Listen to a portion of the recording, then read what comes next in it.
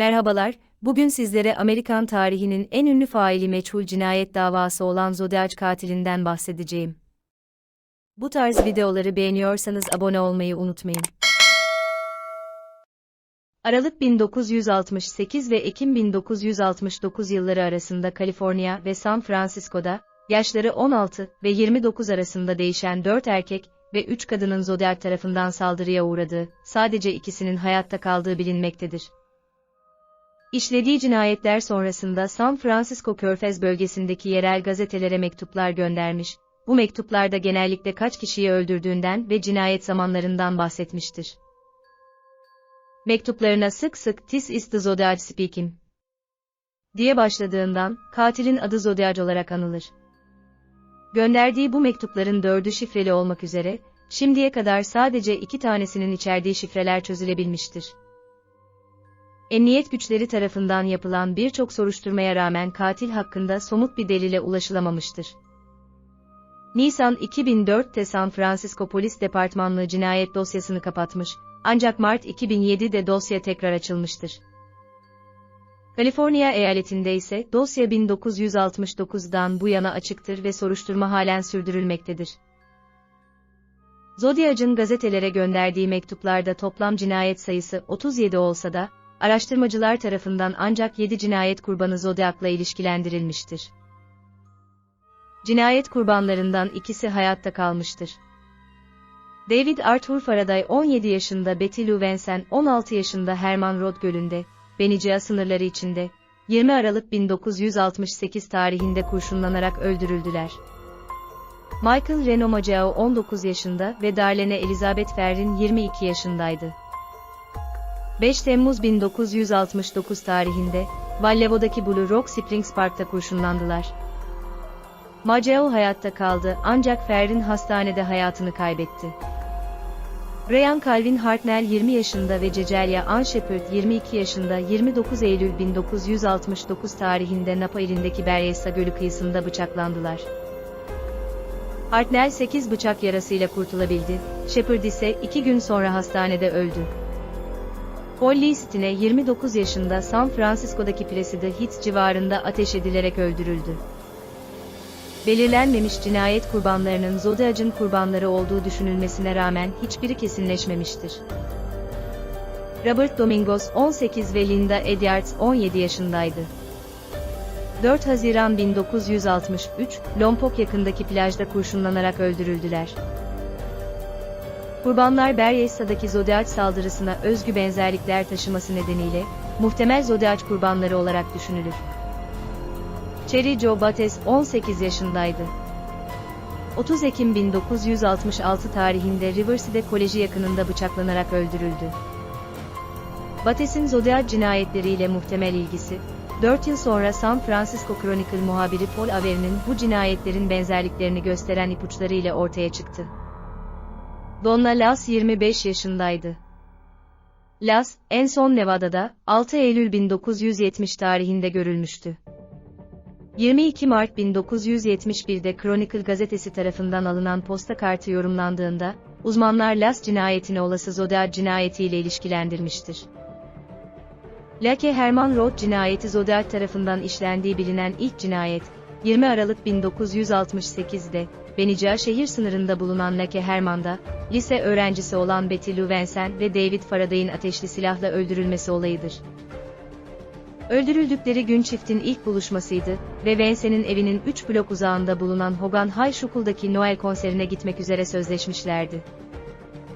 Ancak bunun yerine ikili, Faraday'ın annesinin otomobiliyle önce bir arkadaşlarını ziyaret etti, sonrasında bir lokantaya gitti. Lokanta çıkışı ise araçla Lake Herman'a doğru ilerledi ve Lake Herman yolunda bulunan meşhur Aşıklar Yolu'nda, saat 10:15'te araçlarını park ettiler. Saat 11'den kısa bir süre sonra, bu bölgenin yakınlarında yaşayan Stella Borges tarafından çiftin cesetleri bulundu. Olay Solano Polis Departmanlığı tarafından incelendi, fakat hiçbir iz bulunamadı. Eldeki mevcut verilere dayanarak olayın değerlendirmesini yapan suç bilimci Robert Graysmith'e göre, olay şöyle gerçekleşti. Saat 11'den hemen önce, çiftin park halindeki arabasının yanına bir başka araç park etti. Katil bu araçtan çıktı ve çiftin aracına doğru yürüdü. Bu sırada çift park ettikleri araçtan inmekteydi. Muhtemelen araçtan ilk inen Manson'dı. Faraday de henüz araçtan inmekte iken katil Faraday'ı başından vurdu. O sırada katilden kaçmakta olan Manson ise sırtına 5 el ateş edilerek aracın 18 adım ilerisinde öldürüldü.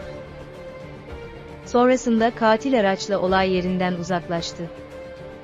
Blue Rock Springs cinayeti 4 Temmuz 1969 gecesi, Darlene Ferrin ve Michael Mageau, otomobilleriyle eski cinayet mahalli olan Lake Herman'dan yalnızca 6 kilometre uzaklıkta bulunan, Vallejo bölgesindeki Blue Rock Springs Park'a doğru ilerlediler ve araçlarını buraya park ettiler.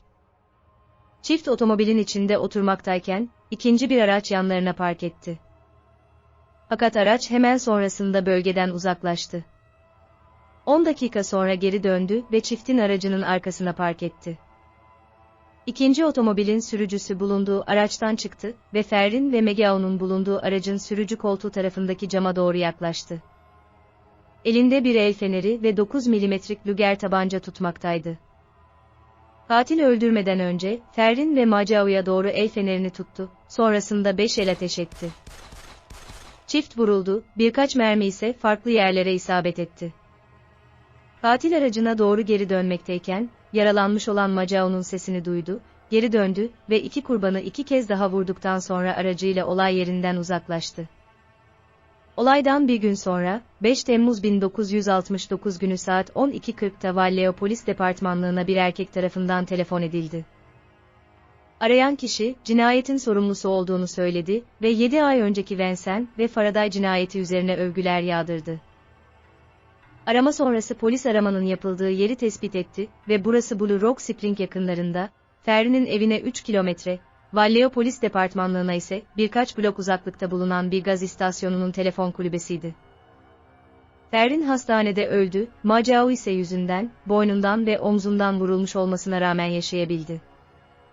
Zodiac tarafından gönderilen ilk mektuplar 1 Ağustos 1969'da katil tarafından yazılmış 3 mektup, Vallejo Times Herald, San Francisco Chronicle ve The San Francisco Examiner gazetelerine gönderildi.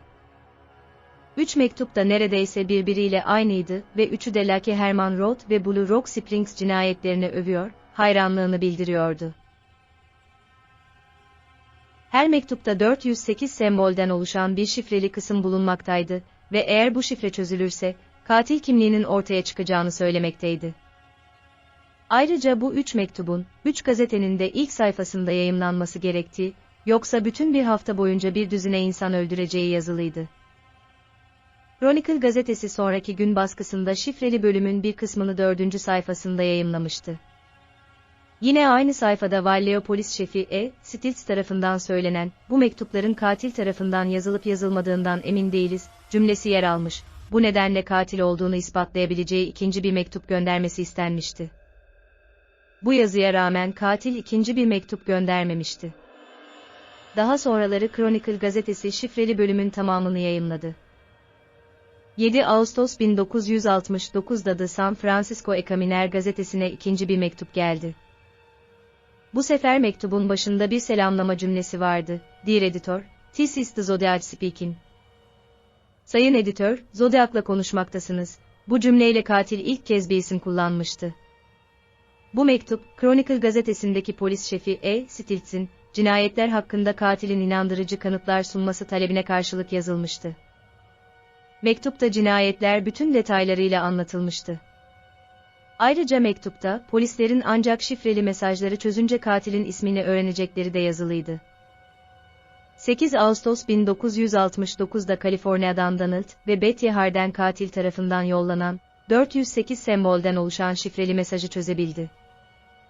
Mesajda hiçbir isim bulunmamaktaydı. Mesajda yazdığına göre katil, öldürdüğü insanların cennette kendisine hizmetkar olacağına inanıyordu. Katil ismini söylemeyeceğini yazmıştı. İsmini söylediği takdirde bu onun köle koleksiyonu yapmasının önünü kesecekti. 27 Eylül 1969'da iki üniversite öğrencisi Brian Hartnell ve Cecelia Shepard, Berryessa Gölü'nde piknik yaptığı sırada yanlarına siyah giyimli, yuvarlak camlı güneş gözlüğü takmış ve göğüs kısmında kumaş üzerinde daire içine çizilmiş haç şekline benzer bir sembol bulunan bir adam yaklaştı. Adamın elinde bir silah vardı. Bu adam onlara Montana'da güvenlik görevlisi öldürmek ve araba çalmak suçuyla girdiği hapishaneden kaçtığını, Meksika'ya gitmek için paraya ve arabaya ihtiyacı olduğunu söyledi. Daha sonra cebinde bulunan 2 parça çamaşır ipini çıkardı ve birini Shepard'a vererek Hartnell'i bağlamasını söyledi. Silahlı adam Hartnell'in ipini iyice sıktıktan sonra Shepard'ı bağladı. Hartnell adamın gerçekten de bir hırsız olduğuna inanmış, ona araba anahtarını ve cüzdanını vermişti. Adam bıçak çıkardı ve ikisini defalarca bıçakladı. Sonrasında ise katil 500 metre mesafede bulunan Hartnell'in arabasına gitmiş ve kapısına keçeli kalemle Valleo 12, 20, 68 7, 4, 69, Sept 27 69 6 30 Bay Knife yazmıştı.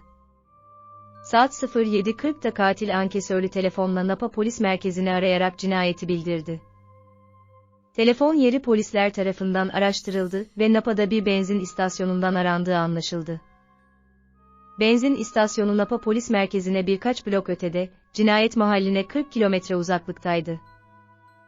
Dedektifler telefonu tutma bölümünde buldukları avuç izini araştırdılar, fakat iz, o güne kadarki hiçbir cinayet şüphelisiyle uyuşmadı. Berryessa Gölü körfezinde balık tutmakta olan bir baba ve oğul, uzaktan yardım çığlıkları duydular ve yaralı 2 kişiyi görünce yakınlardaki bir park bekçisine haber verdiler.